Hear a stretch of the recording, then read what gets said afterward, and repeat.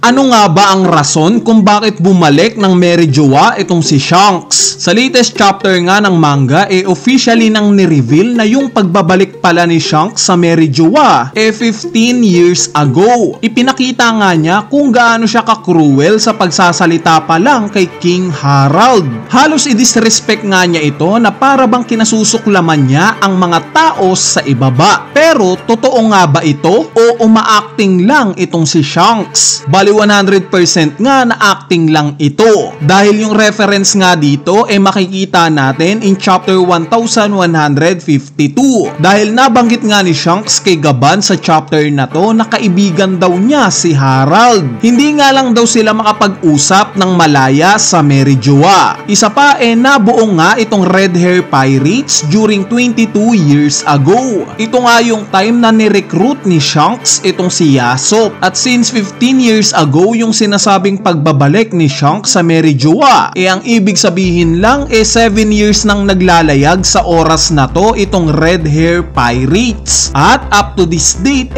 buo pa rin naman itong pirate crew na to. At lastly syempre yung rason ng pagtulong niya kay Fisher Tiger para pakawalan ang mga slaves sa Merijoa. Kaya naman it makes sense lang na sabihin na kaya bumalik si Shanks sa Merijoa dahil sa meron itong gustong makuha. Kung ako nga ang tatanungin malamang sa malamang na yung gustong makuhang impormasyon ni Shanks yung patungkol sa legendary devil fruit na Hito-Hito no Mi model Nika. Dahil timeline wise nga sasakto itong senaryo na to. 15 years ago bumalik ng Merijoa si Shanks para mangalap ng impormasyon sa devil fruit na to. 14 years ago naman namatay si Harald kung saan nakakita naman tayo ng treasure chest na possibly na naglalaman ng isang devil fruit. 13 years ago naman sinasabing kinuha ni Shanks itong Hito-Hito no Mi model Nika sa kamay ni Husu. At 12 years ago naman ito nakain ni Luffy. So timeline wise nga nagfi-fit para masabi nating lokasyon ng Nika fruit ang pakay ni Shanks kung bakit siya nagbalik sa Merijoa.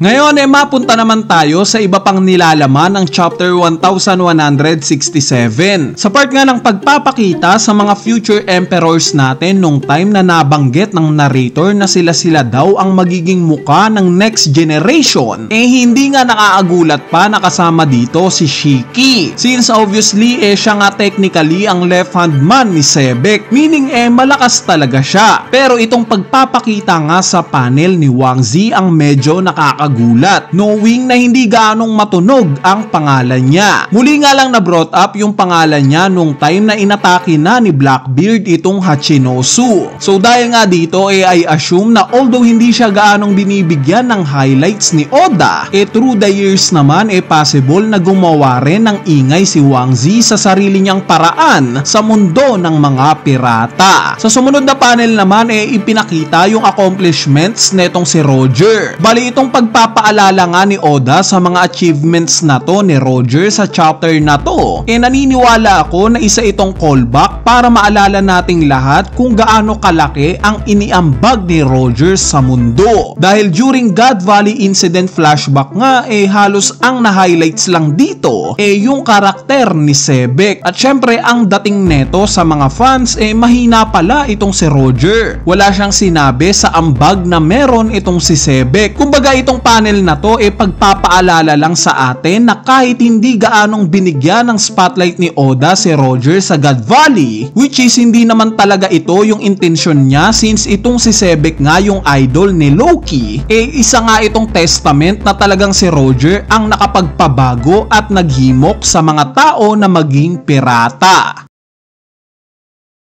Sa part naman ng pagiging kaalyado ni Harald sa world government, specifically sa pagiging miyembro niya ng God Steel, kung mapapansin nyo guys sobrang awkward nga ng pagiging grateful ni Harald sa mga Holy Knights at Gorosei. Nakita naman natin na bawat panel lagi siyang nagpapasalamat sa mga ito sa opportunity niyang magkaroon ng tsansa na mapabilang ang Elbaf sa world government. Yes, I do agree na dahil ito sa nais niyang kapayapaan para sa mga giants. Kumaga sinasakripisyo niya yung sarili niya para sa kapakanan ng mga giants. Di bali nang siya ang maghirap, wag lang yung mga nasasakupan niya. Ang nakikita ko ngang similarity neto yung naging sitwasyon din ni Kozuki Oden sa Wano. Kung matatandaan nyo, pinasayaw nga sa Flower Capital itong si Oden kapalit ng hindi pagpatay nila Kaido sa mga tao ng Wano. Which is nag-agree nga itong si Oden kahit magmukha siyang tanga sa lahat. Sa sitwasyon naman ni Harald, tingin ko na babaliin ni Oda itong ganitong sitwasyon similar kay Oden. Dahil hindi ba kayo nagtataka? Itong pasasalamat nga ni Harald sa mga Gorosei at Holy Knights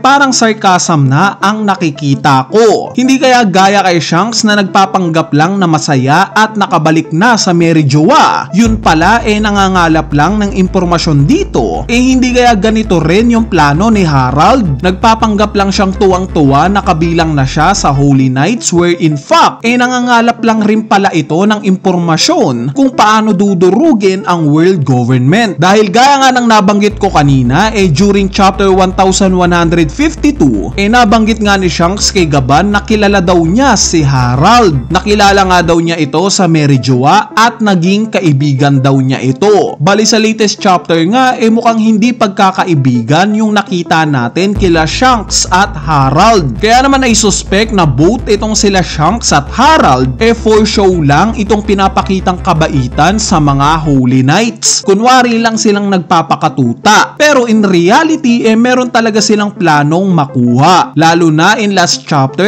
nakita natin kung paanong na heartbroken itong si Harald sa pagkamatay ni Sebek. Hindi kaya itong plano ni Harald durugin ang world government sa mas safe na paraan dahil si Sebek nga natalo ng world government dahil sa kahinaan niya, which is yung pamilya niya. Kaya naman ang paraang gagawin ngayon ni Harald literal na lalapit na siya mismo sa world government para hindi na madamay pa itong mga nasasakupan niyang giants sa laban niyang to. Ito kaya ang rason kung bakit siya pinatay later on ni Im-sama? Nalaman kaya ni Imu itong pinaplano ni Harald sa world government? At finally, ang huling topic nga natin sa chapter 1167 yung patungkol kay Ida. Nalaman nga natin na nagkaroon siya ng malubhang karamdaman at dahil pala ito sa isang matandang giant na kamag-anak ni Istrid. Dahil nga sa kasakiman sa kapangyarihan pati na rin sa inggit na technically si Ida ang reyna ng Elbaf nagawa ngang lasunin ng mother side ni Loki itong si Ida. At imbis nga na sumang-ayon sa aksyon na to ng kamag-anak ni Istrid dahil na rin sa evil nature ni Loki sa hindi nga inaasahang pagkakataon pinagtanggol pa mismo ni Loki si Ida at sinabing si Ida lang daw ang kinikilala niyang nanay niya. Bali itong part nga na to paniguradong emotional scene ito once na makita na natin to sa anime dahil sa past chapters nga ng flashback netong si Loki pinoportray na wala siyang puso, wala siyang pake sa kahit na sino. Even sa tatay nga niya wala siyang galang. Kaya naman the fact nga na nirecognize niya as mother itong si Ida isang testament lang ito na deep inside despite sa pagiging masama niya sa panglabas niyang anyo meron siyang mabuting kalooban. Anyway, ayan na nga yung maikling analysis natin para sa latest chapter ng manga na chapter 1167 at sana natripan nyo. So yun lang, peace!